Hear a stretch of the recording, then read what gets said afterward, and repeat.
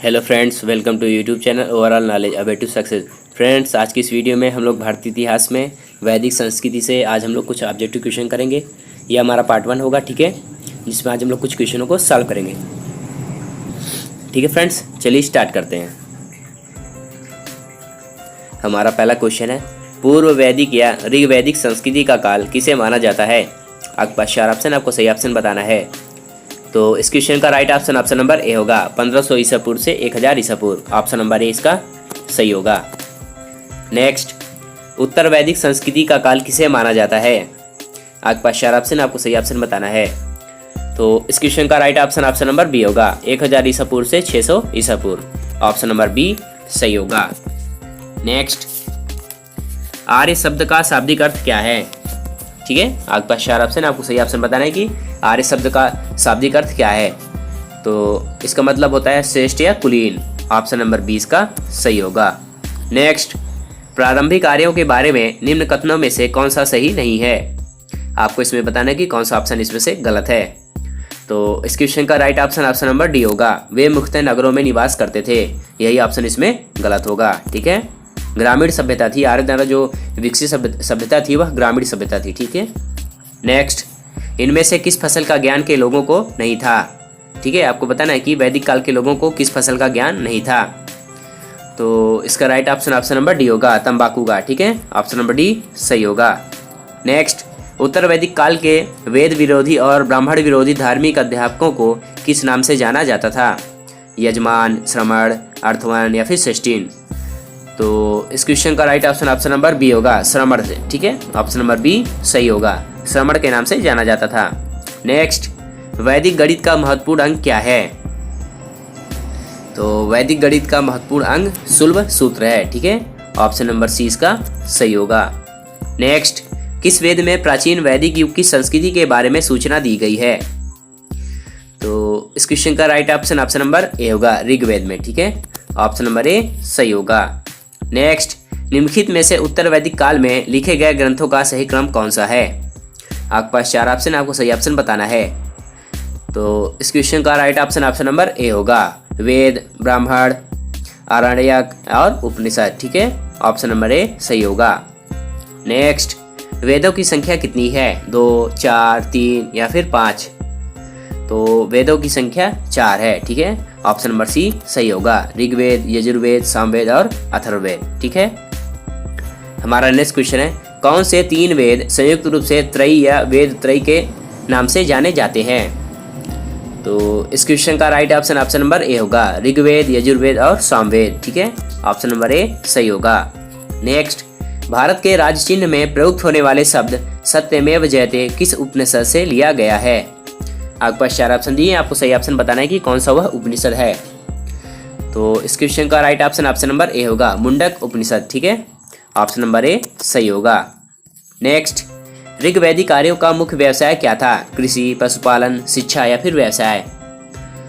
तो मुख्य व्यवसाय जो है वह पशुपालन था। ठीक है, ऑप्शन नंबर बी सही होगा।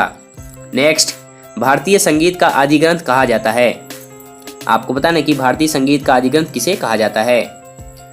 तो इस क्वेश्चन का राइट ऑप्शन नंबर डी होगा, सामवेद को। ठीक है, ऑप्शन नंबर डी सही होगा। नेक्स्ट, प्रथम विधि निर्माता कौन है? ठीक है फ्रेंड्स, आपको बताना है कि प्रथम विधि निर्माता कौन है।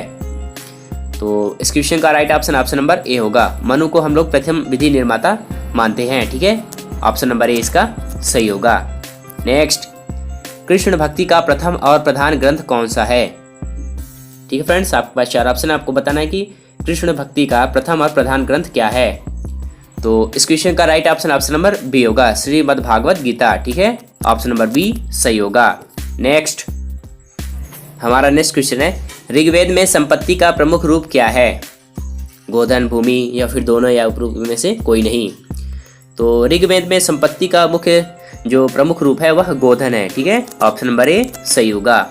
नेक्स्ट, ऋग्वेद के किस मंडल में शूद्र का उल्लेख पहली बार मिलता है?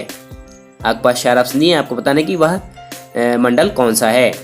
तो वह जो है वह 10वां मंडल है। ठीक है, ऑप्शन नंबर डी सही होगा। नेक्स्ट, पुराणों की संख्या कितनी है? 18, 19, 20 या फिर 21?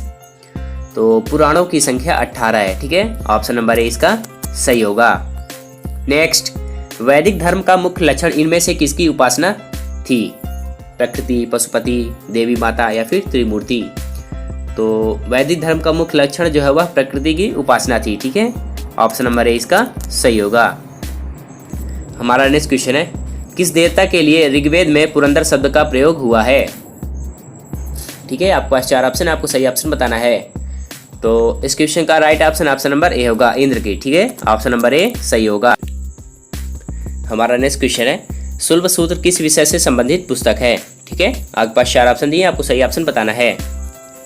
तो इस क्वेश्चन का right option option number A होगा, ज्यामिति से। ठीक है, ऑप्शन नंबर ए सही होगा। नेक्स्ट, अस्तोमा सद्गमय कहाँ से लिया गया है? ऋग्वेद, यजुर्वेद, सामवेद या फिर अथर्ववेद? तो अस्तोमा सद्गमय वह जो है ऋग्वेद से लिया गया है। ठीक है, ऑप्शन नंबर ए सही होगा। नेक्स्ट, आर्य भारत में बाहर से आए और सर्वप्रथम कहाँ बसे थे? तो इस क्वेश्चन का right option option number C होगा, सर्वप्रथम पंजाब में बसे थे। ठीक है, ऑप्शन नंबर सी सही होगा। नेक्स्ट, इसमें आपको वेद के नाम दिए गए हैं और उनके यज्ञकर्ता दिए गए हैं। ठीक है, इसमें आपको मिलान करना है कि कौन सा ऑप्शन सही होगा। तो इस क्वेश्चन का right option option number A होगा। ठीक है, ऋग्वेद में हिता या होत्री, यजुर्वेद में अधवायु, ठीक है, अधर्वयु, और सामवेद में उद्दाता और या फिर उद्दाती, और अथर्ववेद में ब्रह्मा। ठीक है, ऑप्शन नंबर ए इसका सही होगा। नेक्स्ट, वेदों को अपौरुषेय क्यों कहा गया है? ठीक है, वेदों को अपौरुषेय क्यों कहा गया है? आपके पास 4 ऑप्शन नहीं है, आपको सही ऑप्शन बताना है कि कौन सा ऑप्शन सही होगा। तो इस क्वेश्चन का जो राइट ऑप्शन होगा वो ऑप्शन नंबर ए होगा, क्योंकि वेदों की रचना देवताओं द्वारा की गई है। ठीक है, ऑप्शन नंबर ए इसका सही होगा। वेदों को अपौरुषेय क्यों कहा गया है? क्योंकि वेदों की रचना देवताओं द्वारा की गई है। नेक्स्ट, वैशेषिक दर्शन के प्रतिपादक कौन है? तो इस क्वेश्चन का right option option number C होगा, उलूक कणक। ठीक है, ऑप्शन नंबर सी सही होगा। नेक्स्ट, मीमांसा या पूर्व मीमांसा दर्शन के प्रतिपादक कौन है? तो इसके प्रतिपादक जैमिनी जी हैं। ठीक है, ऑप्शन नंबर ए इसका सही होगा। नेक्स्ट, वेदांत या उत्तर मीमांसा दर्शन के प्रतिपादक कौन है? आपके पास 4 ऑप्शन दिए, आपको सही ऑप्शन बताना है। तो इस क्वेश्चन का right option option number B होगा, बादरायण जी। ठीक है, बादरायण जी जो है इसके प्रतिपादक हैं। ऑप्शन नंबर बी इसका सही होगा। नेक्स्ट, ऋग्वेद का कौन सा मंडल पूर्णतः सोम को समर्पित है? तो सोम को जो समर्पित है वह 9वां मंडल है। ठीक है, ऑप्शन नंबर सी इसका सही होगा। ठीक है फ्रेंड्स, तो ये आज हमने वैदिक संस्कृति में कुछ ऑब्जेक्टिव क्वेश्चन किया। यह हमारा पार्ट 1 था। इसके बाद हम लोग इसके और भी पार्ट लाएंगे जिसमें और भी क्वेश्चन को कवर अप करेंगे। यदि आप चैनल पर नए हैं तो चैनल को सब्सक्राइब करें और बेल आइकन प्रेस करें ताकि नोटिफिकेशन सबसे पहले आपको आ जाए, और इस वीडियो को लाइक और शेयर जरूर करें। ठीक है फ्रेंड्स, थैंक यू।